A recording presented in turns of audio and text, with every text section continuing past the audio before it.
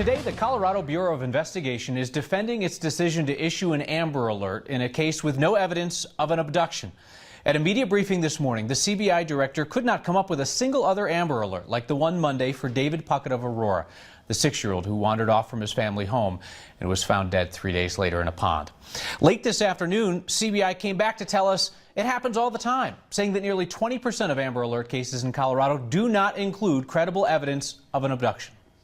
And I did not believe in this case, by pushing out the alert, that we undermined the integrity of the program.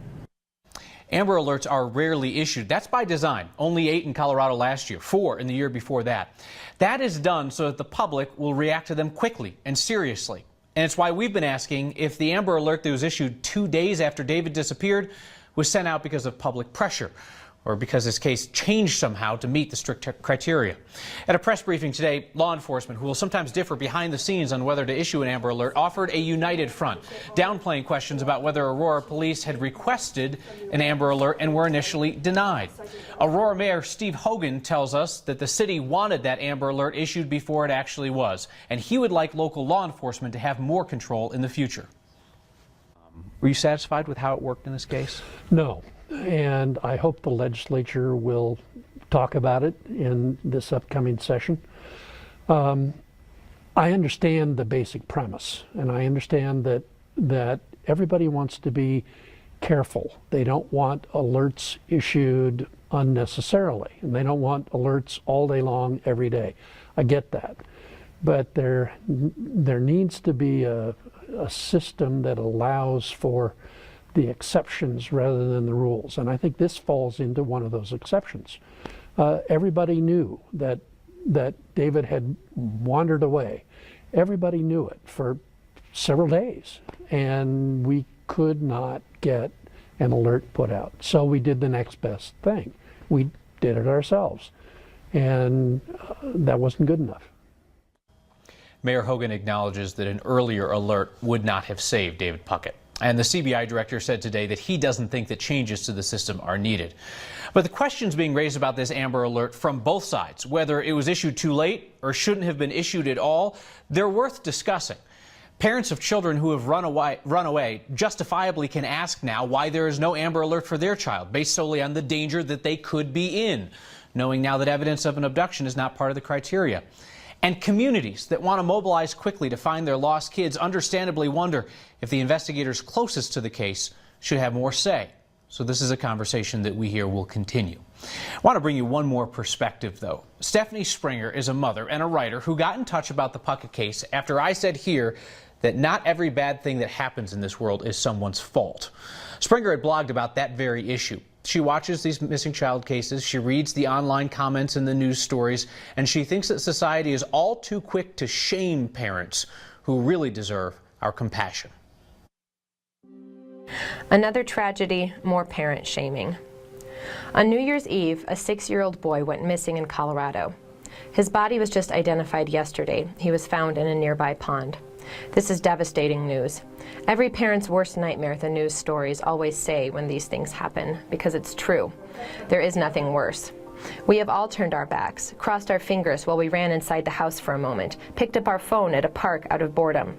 We aren't perfect. A few weeks ago, I came downstairs at night, unable to speak because I had been sobbing after accidentally watching a video of a father in Aleppo holding his children who had died. But what a luxury, isn't it? The ability to turn something like that on or off for those of us who are parents of only living children. I think many parents struggle with this. We want to look away. It's too painful. We don't need any more reminders that our children's lives are more fragile than we want to comprehend. We can realize that the judgment, blaming, and shaming is nothing more than a misguided attempt to secure our own safety through moral superiority. And we can let it go. We can find compassion instead. Whenever something terrible happens, people are there ready to blame the parents, to judge them, and most importantly to say, I would never let that happen. It is the thing that we don't want to think about more than anything else. It's what we think about when we tiptoe into our children's room at night to watch them sleep. I can't live without them. It could have been any of our children. Thoughtful perspective, we're always looking to share those. Colorado's man of the week has got to be Mickey Wilson, the slackliner and ski instructor who slid down a ski lift cable to rescue a man who was dangling from a chair at A-Basin. That dude is now a legend. Our Nelson Garcia figured instead of the same old tired ski safety lecture, why don't we listen to the legend? Guys, this is the man. This is my hero right here. Mickey Wilson admits Key to the city, baby. Key to the city. he likes being the man after his heroic rescue at Arapahoe Basin. 2 days ago, my slacklining saved a life. My slackline skills of balance and climbing, they came through, and I'm very happy. He scooted 30 feet across the top of the lift cable, like he does as a professional slackliner, balancing on straps and ropes. And I've done that exact same move, scooting kind of on your butt slash, thigh. I've done that for 200 feet before. Wilson then cut the backpack, freeing the choking and dangling man, allowing ski patrollers to perform CPR.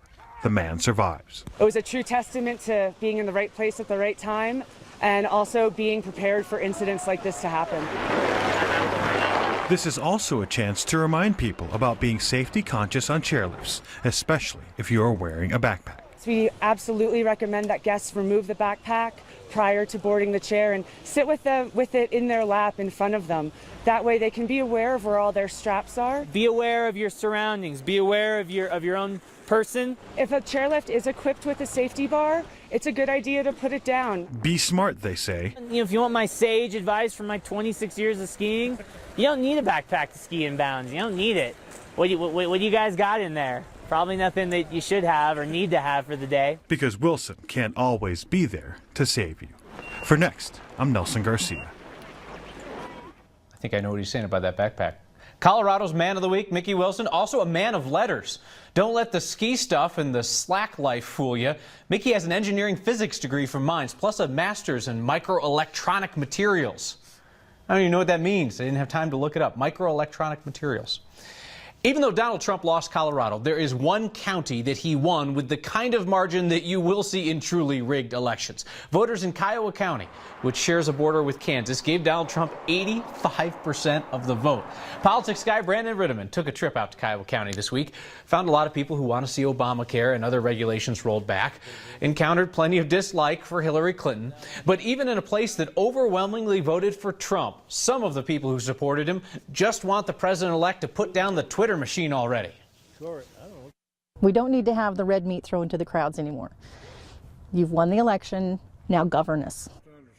Brandon even managed to find a Democrat in Kiowa County, a real live Democrat.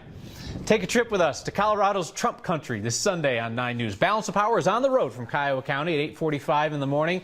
And then we'll hear from the people of Trump country, Colorado, on a special Sunday night edition of Next. Yes, you heard that right. Next is on Sunday night, right after the Golden Globes at 9. Our next question today is about the changes to CDOT's HOV lanes, where 3 is the new 2. Steve asks, how can they tell if I have 3 people in the car, especially at night or when there are small children in the back? Surely there's not some honor system in place. Well, here's the deal. CDOT tells us that they rely on state patrol officers and local law enforcement to visually enforce the HOV passenger rules.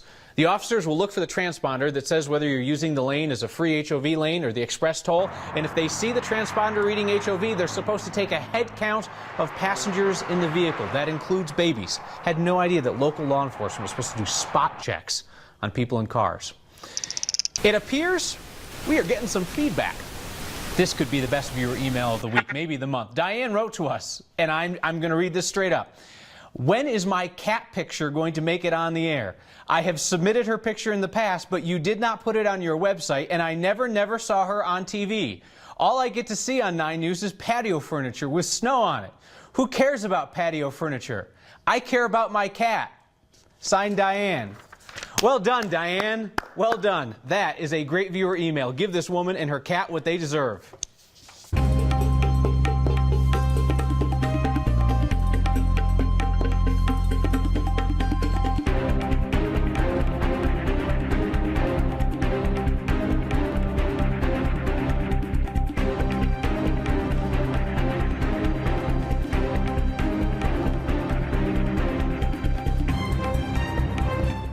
Next, the snowstorm has been defeated by the city that straps plows to garbage trucks and takes out the trash. Defeated by the Coloradans who do this for a reason I'd never realized. By Danielle Grant's weekend forecast, which is a death warrant for every snowman in town. And defeated by the French bulldog that won the storm yesterday and today is preparing for life as a media star.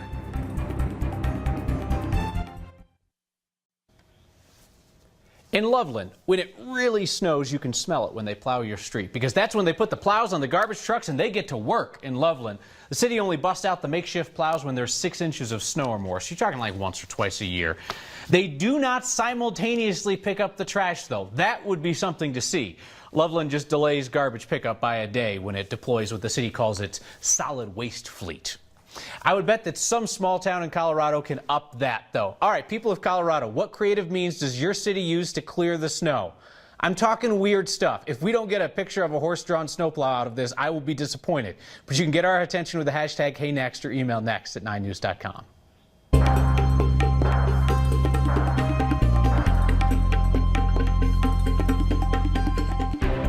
All absolute genius ideas. You know what? We had so much snowfall, not only around the metro area and in northern Colorado, but up in the high country too. Now as that cold air settles in, we're looking at some picturesque views out there as well. This awesome sundog capturing everyone's attention on Lake Dillon. You can see as it kind of interacts with some of those ice crystals in the atmosphere, creating that amazing halo over the sun. Tonight, once again, we're still watching for some cooler temperatures. In fact, wind chill advisories in place, 15 to 20 below what it's going to feel like for the far eastern plains yet again tonight. We're going 15 below in Greeley, 3 above 0 here in the Denver metro area, and it will be frigid out to the west as well. Tonight, clear skies across the entire state. Tomorrow morning, you wake up sunshine from the western slope to the eastern plains. We're looking good till the afternoon when our next storm system pushes in.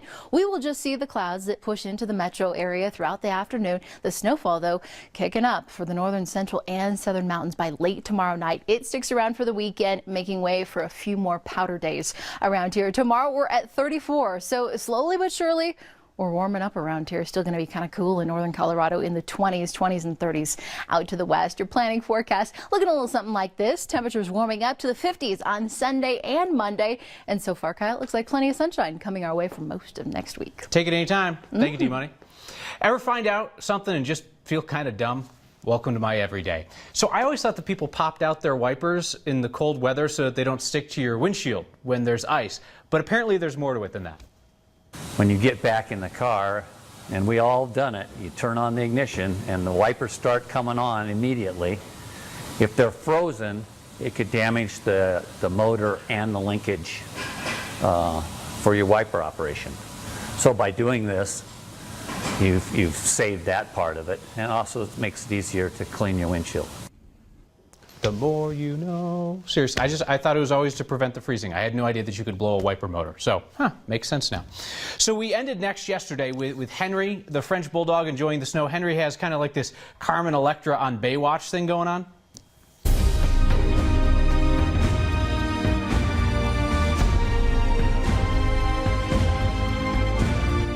So in addition to a zest for life, Henry and I also have another thing in common, which is that we love watching ourselves on television. This is Henry watching Henry on TV.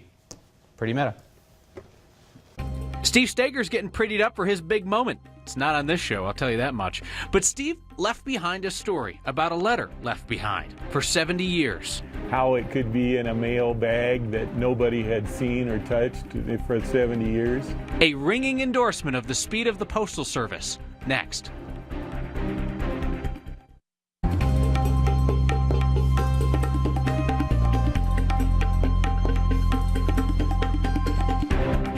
Steve Steger isn't here today. He's spending time with the beautiful people, filling in on the 9 News Morning Show. The hours are tough, but the morning show has perks that Next just can't offer, like complimentary makeup service.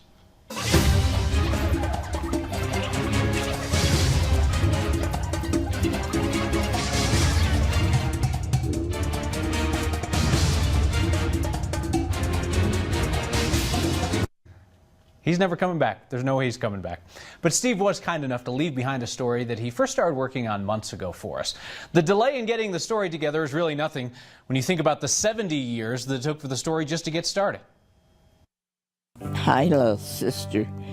Jean Castle is reading her own words she wrote 70 years ago to her sister while she was trying to make it in the big city. She was in college,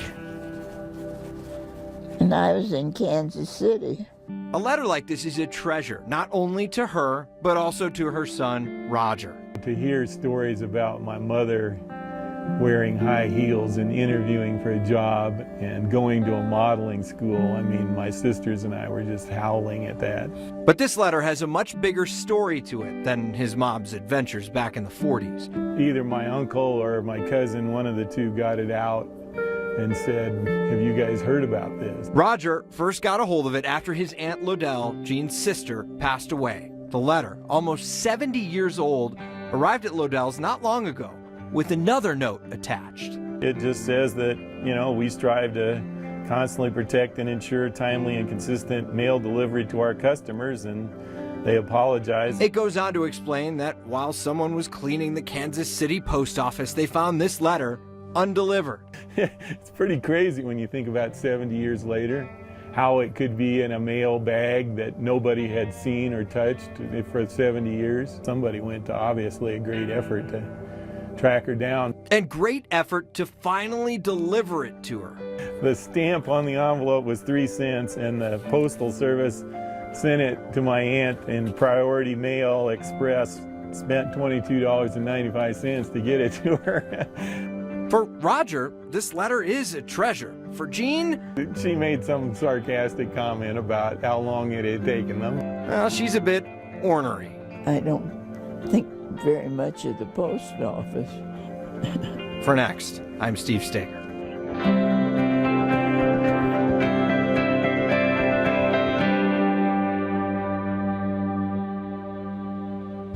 Jean is going to write a sternly worded letter, which may or may not get there in 75 years. We're back in a moment with our favorite Friday night tradition to make you smile, as well as feedback on a story tonight from someone who wishes that she was not an expert.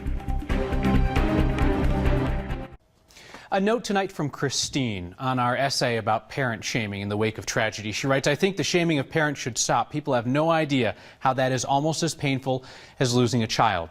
That note from Christine Ridgway, grandmother of Jessica Ridgway, who was kidnapped and killed in Westminster in 2012. Christine, I hope you know how many people in the community think of Jesse in your family. We finish the week as we always do, in defiance of all the negativity on the news, by asking, what's your good news? Photojournalist Corky Scholl took that question and his camera to Civic Center Park. Every day is an adventure. Life is an adventure. A lot of good things happening right now. I'm happy to be alive every day. Things are looking up right now, you know. We're from North Dakota, and we're happy that we're here where it is not 60 below, which we'll be going home to. Oh, I love the cold weather. I'm from Texas. There's no snow, there's no mountain. Snow makes me happy, and the building, the festival. And the colder it gets, the better. I love cold weather. Can't be at home without gloves on right now, so this is great. My wife will be graduating as a nurse in May. I'm going to school right now. I have 2 beautiful kids that just, one of them just turned 3. My daughter is 4. Every day is a positive outlook. I'm thankful that I'm given another day, so I try to make the most of it. I try to live it as if it's my last. I love it. Happy New Year, and more love to everybody. Love it. See you next time, which will be Sunday, right after the Golden Globes.